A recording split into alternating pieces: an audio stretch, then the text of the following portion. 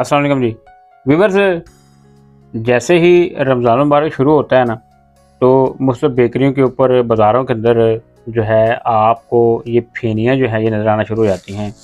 बाद लोग इसे फेनियाँ कहते हैं, बाद लोग इसे सेवइयाँ भी कहते हैं और कुछ इसे कजला सेवइयाँ भी कहते हैं। तो आज हम देखेंगे ये कि ये फेनियाँ जो हैं जब रमज़ान मुबारक शुरू होता है तो ये ख़ास जो है वो समझिए सुगंध समझी जाती है और इफ्तारी के टाइम, सहरी के टाइम से इस्तेमाल किया जाता है, दूध में डाल के, चाय में डाल के और बहुत ही ज़बरदस्त ये ज़ायक़ा रखती हैं। तो आज हम देखेंगे ये कि इनको तैयार कैसे किया जाता है, मार्केट में से किस तरह से इनकी तैयारी की जाती है। आपको बता दें कि इनके अंदर जो है वो मैदे से इनको जो है तैयार किया जाता है। तो ये भी बता दें आपको कि ये आपने कितनी मकदार में आपने इस्तेमाल करनी है। तो चलें वीडियो को शुरू करते हैं। व्यूअर्स आइए चलते हैं। अब देखें यहाँ पर फेनियों की धड़ाधड़ सेल जारी है क्योंकि ईद के रोज़ जो है ना ख़ास तौर पर छोटे बड़ों बच्चों ने तमाम जो घर वाले अफराद हैं वो बड़े शौक़ से फेनियाँ खाते हैं क्योंकि मीठी ईद है तो फिर अपनी फेनियाँ तो आपने फिर लाज़मी खानी है।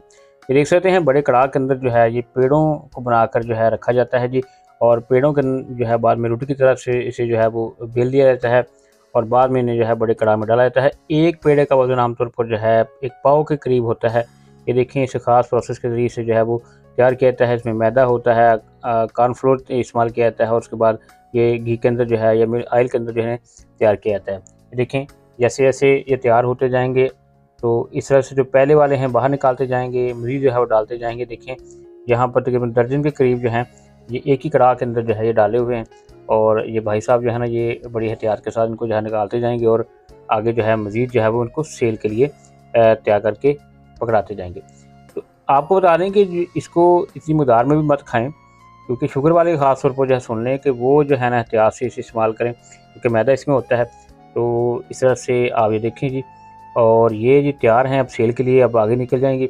इनकी स्पेशल पैकिंग की जाती है, इन्हें आप केजी के हिसाब से भी ले सकते हैं, रेट भी इसका मुनासिब होता है।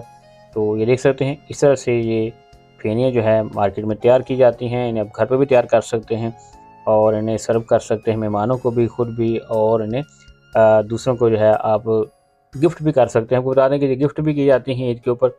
तो चाँद के ऊपर जो है अक्सर ये देखा गया कि मिठाई के साथ साथ इसे भी जो है वो मीठे के तौर पर इस्तेमाल किया जाता है। दूध में डाल के, चाय में डाल के इसे आप इस्तेमाल कर सकते हैं। बहुत ही आसान है। उम्मीद करेंगे आपको आज की वीडियो पसंद आएगी।